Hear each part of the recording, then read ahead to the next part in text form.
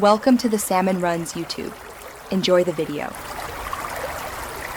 You're starting the fix now. Update Roblox and Windows, then restart the computer so caches reset.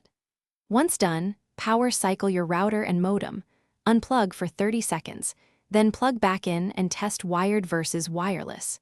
Make sure you temporarily disable third-party antivirus and Windows Firewall to see if they block requests.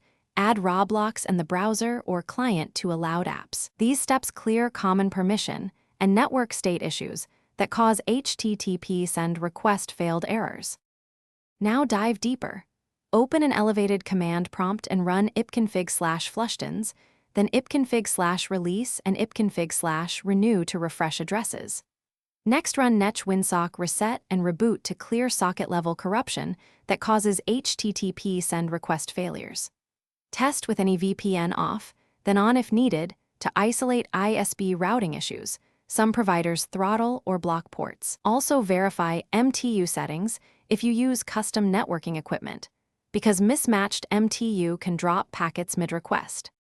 Finish by repairing or reinstalling the Roblox client.